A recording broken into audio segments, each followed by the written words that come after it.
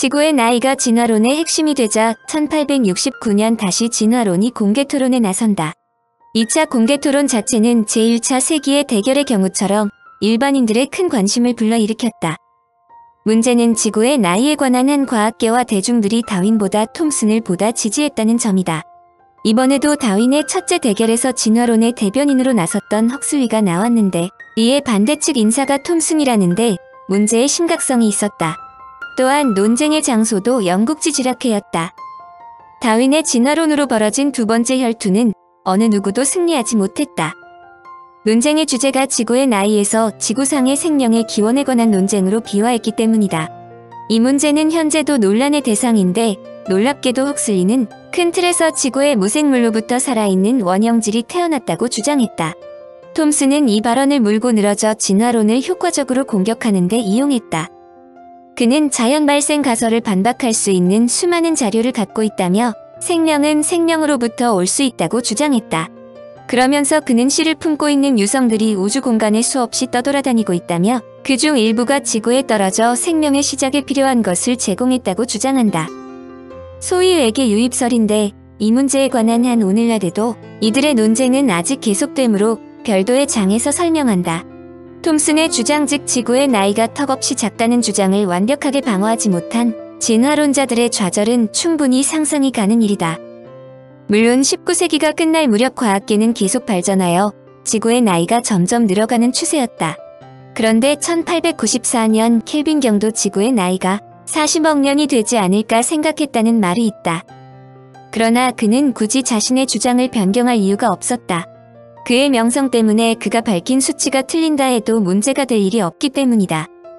특히 그가 지구의 연대 문제로 다소 켈빈이 다소 주춤하고 있을 때 그에게 구원군이 나타나 그를 구원해준 것도 그가 죽을 때까지 지구의 나이를 양보하지 않은 이유 중 하나이다. 바로 존졸리로 그는 1899년 에드먼드 헬리가 제시한 바닷물의 소금 농도를 원용하여 약 9,700만 년이라고 주장했다.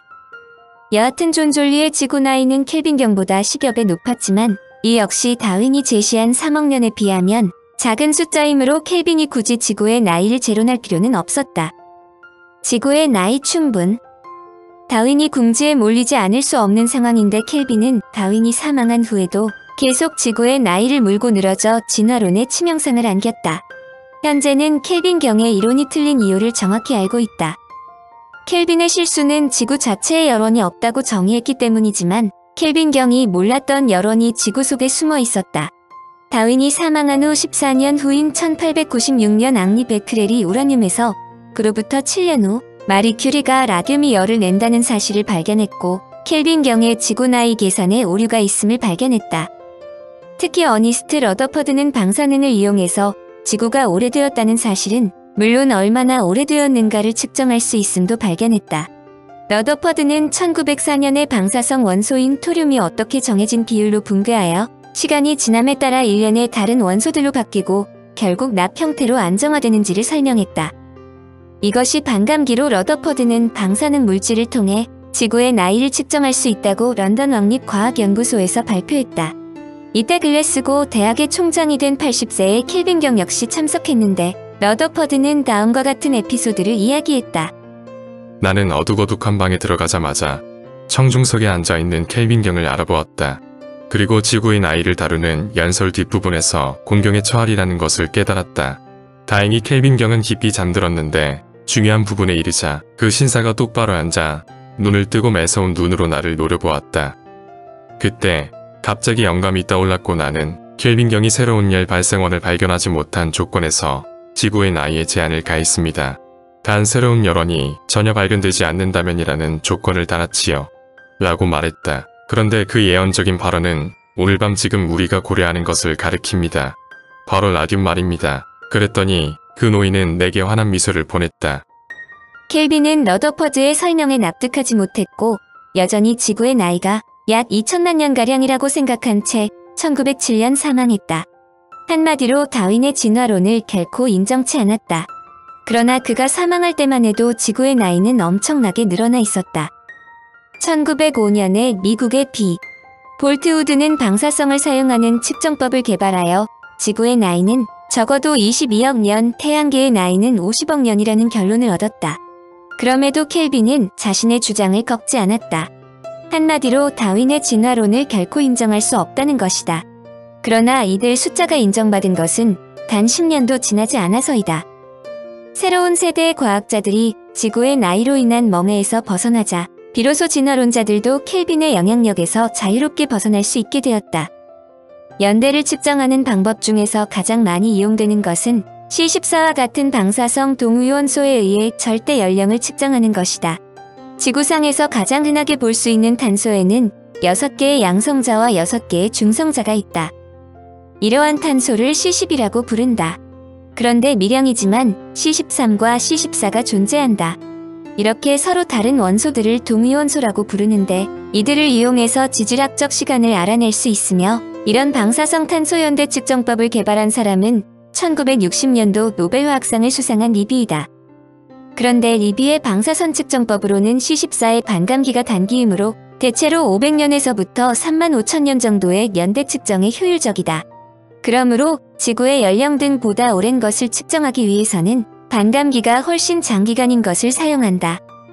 반감기가 48억 8천만 년이나 되는 RBSR 연령 측정법, 반감기가 13억 년이 되는 KAR 연령 측정법은 물론 AR 연령 측정법, THPV 연령 측정법, SMND 연령 측정법이 각 시료에 따라 사용되는데 이를 어미원소와 딸원소의 비율에 의한 측정 방법이라고도 한다. 지질학자들은 지구의 진정한 나이를 알기 위해 외계에서 날라온 운석을 분석했다. 1940년대 학자들은 운석 속에 들어있는 납의 동위원소를 연구했다. 대부분의 운석은 태양계가 형성되는 과정에서 남겨진 우주의 쓰레기 조각들이다. 1953년 캘리포니아 공대의 클레어 패터슨은 직경이 1.2km에 달하는 유명한 애리조나의 대운석 공을 만들어낸 운석 속의 납과 우라늄을 측정했다. 이 속에 우라늄은 거의 없었고 모든 원자가 납으로 변해 있었다. 그러니까 이 운석은 태양계가 생겨날 때 만들어져 계속 태양의 주위를 돌다가 지구로 끌려들었다는 얘기다. 패터슨은 지구 속의 우라늄과 납 동위원소의 양을 운석과 비교하여 지구의 나이가 45억 5천만 년이라고 추정했고 이것이 현재 인정되는 지구의 나이이다. 진화론을 끝까지 물고 늘어진 걸림돌이었지만 새로운 지구의 나이는 다윈의 진화론이 생명력을 가질 수 있는 충분한 나이였다. 더구나 지구의 나이를 증명해줄 증거도 발견되었다.